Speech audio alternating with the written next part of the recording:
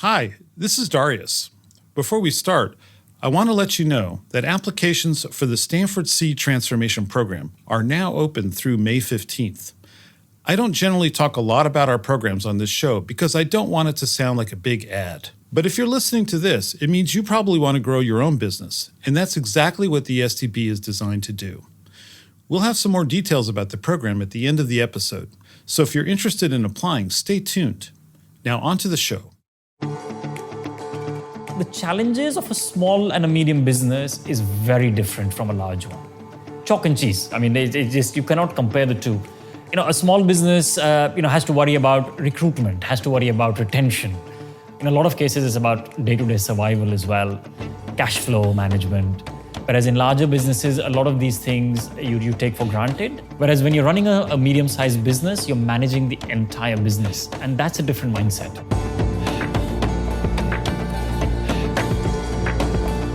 Welcome to Grit and Growth from Stanford Seed, the show where Africa and South Asia's intrepid entrepreneurs share their trials and triumphs.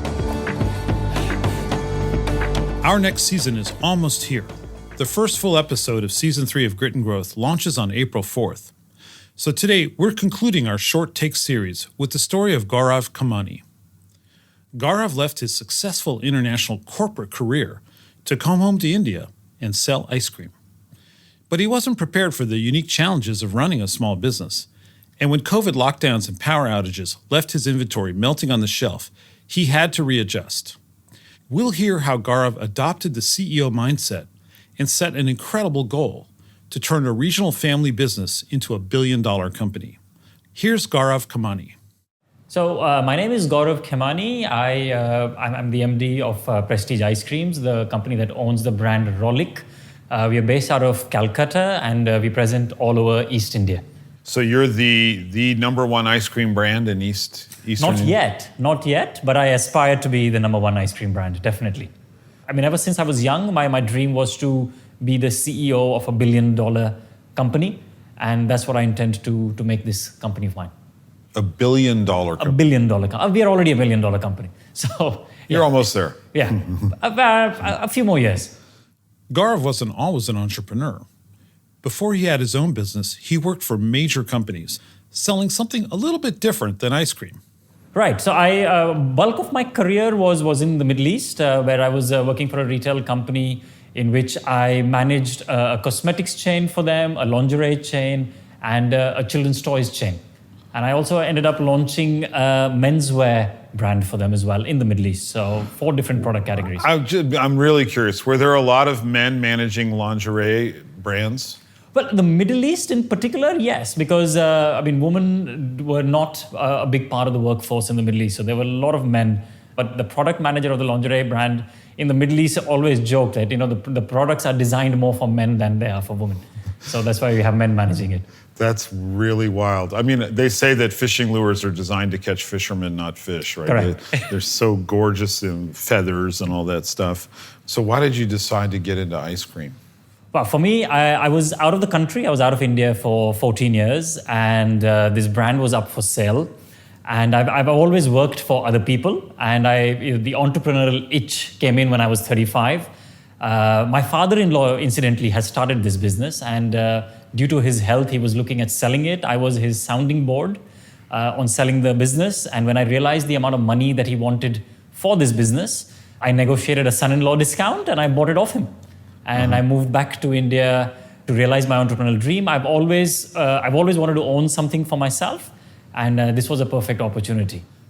Gaurav had plenty of experience and education in big enterprises, but he found that small and medium-sized businesses actually present completely different challenges. I have an MBA from INSEAD as well. I was 27 at the time. But a lot of education is about the frame of mind that you go in with. So when I went to INSEAD, I was working with this retail company in the Middle East. I'd taken a sabbatical and went there. And for me, it was all about managing large businesses. So when I graduated from INSEAD, I knew that I wanted to manage a business, which if anybody had offered me a business less than $100 million at that point in time, I would have that's not me. I am from INSEAD and this is what it's too small for me. Whereas the challenges of a small and a medium business is very different from a large one. chalk and cheese. I mean, you cannot compare the two. And I think a typical MBA program focuses more on larger businesses as opposed to the small and medium business space. Yeah, so you're figuring out where you fit in a group of C-suite executives or something like that. Absolutely. Whereas, a small business, has to worry about recruitment, has to worry about retention. I mean, I'm sure all businesses have to worry, but, at our level, it's very, very different. I mean, the challenges that a small business faces is very different to that of a large business. Yeah. In a lot of cases, it's about day-to-day survival as well, cash flow management.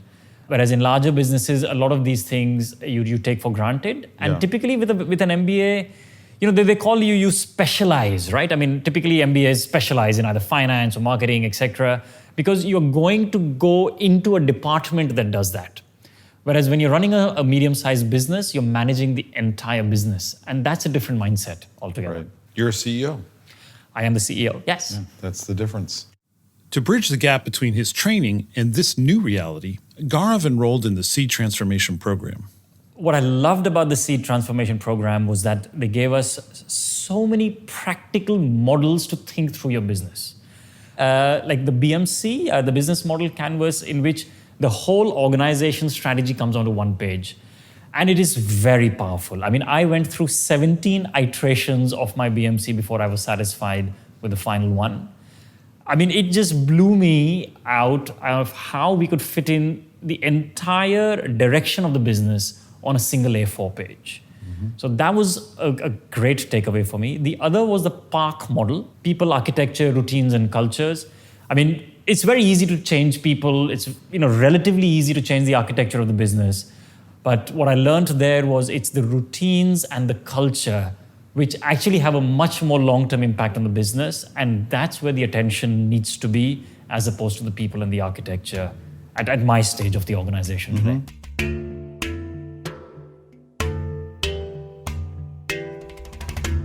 So what's been your hardest day so far as the owner of this business? The day we shut down for COVID. That, I would say, was the single hardest day because it happened right at the beginning of our summer season in 20. We had the highest inventory levels because we were just getting into summer and we really didn't know what was coming next. So the country goes into lockdown. You're sitting on a massive inventory of ice cream. What happens? I mean, if you ask me now, we never could have thought that it would last as long as it did. And the icing on the cake, when the country shut down in March, and in May, we had the biggest hurricane sort in Bengal. I mean, and we had a power outage for 8 days in our factory. We had to spend a lot of money keeping it running. But as they say, what doesn't kill you makes you stronger. And I think we actually have come out of COVID a lot stronger than what we went into. There were tough days. I mean, we used to selling in lakhs a day, and we were going in our building complex selling door to door, a few hundred rupees a day. I mean, even that would make us really happy.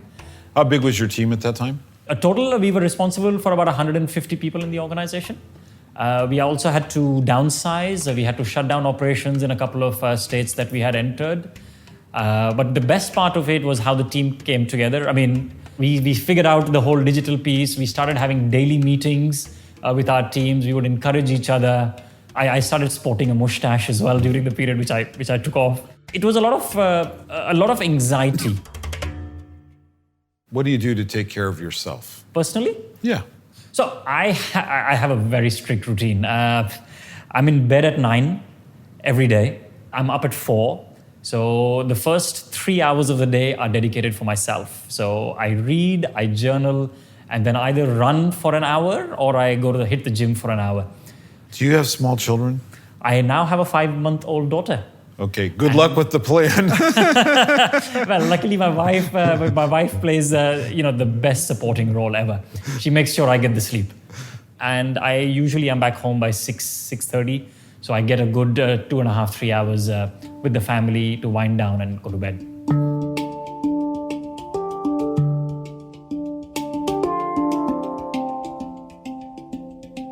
Well, we may all think that ice cream is absolutely essential. The Indian government did not. COVID lockdowns posed a huge threat to Gaurav's business, but it also gave him a valuable opportunity to slow down and reassess his strategy. We had to really question the business. I mean, Pre-COVID, we were growing at 25 to 30% year on year. Our average CAGR for 5 years was about 27%. Really? Wow. Yeah. So we just didn't have the time to sit back and think. We were just managing that massive growth that we were going.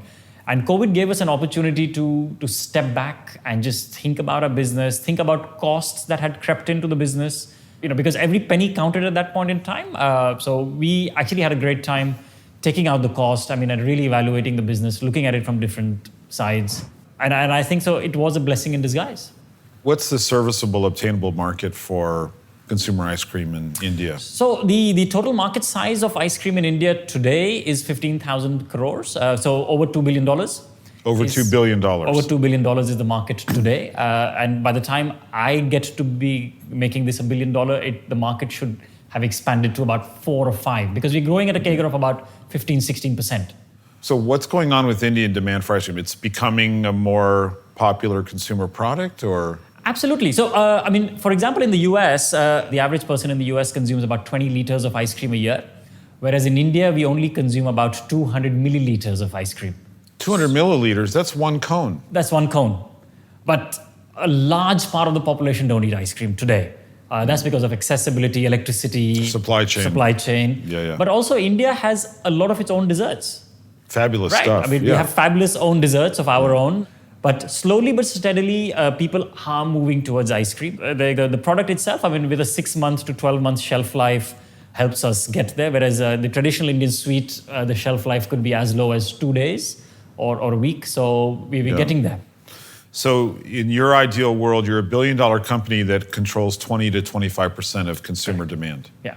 I do see this market consolidating in the near future, because there are too many companies, and very soon economies of scale will make sure that we buy each other out. Okay, so one path to growth is acquisition. That's correct, yes. Uh-huh. So what's the secret to making $1 million ice cream company into $1 billion ice cream company? I think a lot of it would be discipline. We all talk about strategy, we all talk about marketing and the sexiness that comes with that. But I think it's the day-to-day operations, making sure the machines are running properly, the deliveries are getting done on time, good customer service, product innovation. But it's the day-to-day management of things, execution. Gaurav's commitment to self-improvement is admirable. The guy gets up at 4 a.m. every morning. It's a great reminder of the power of discipline for a business and as an entrepreneur. It helps you stay grounded during uncertain times and keeps you progressing towards those big goals, like $1 billion business. Of course, not everyone's appetite for discipline is the same. I think people might be intimidated by you. Why would that be? Anyone who wakes up at 4 a.m. and spends 3 hours on self-improvement is damn scary. Just going to be totally blunt with you. Okay, it's so intimidating. I'll keep that a secret. It's intimidating because the rest of us are like trying to drag our ass out of bed at 8.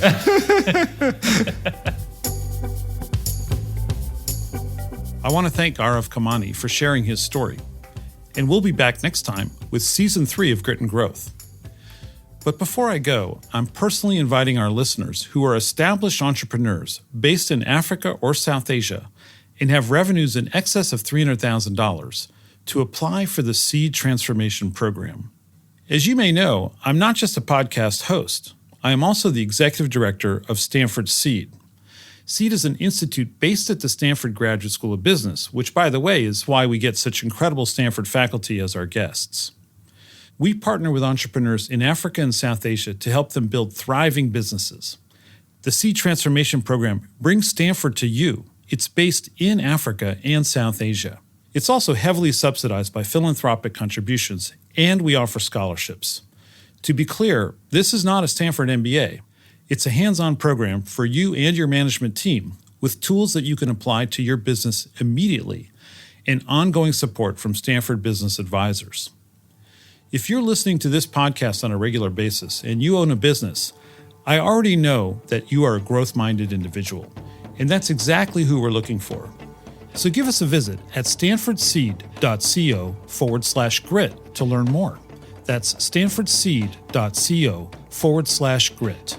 The deadline to apply for the 2024 cohort is this May 15th of 2023.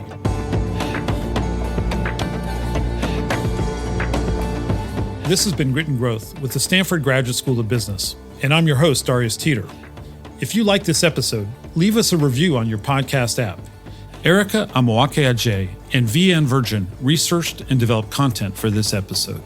Kendra Gladich is our production coordinator, and our executive producer is Tiffany Steves, with writing and production from Andrew Gannum and sound design and mixing by Alex Bennett at Lower Street Media. Thanks for joining us. We'll see you next time.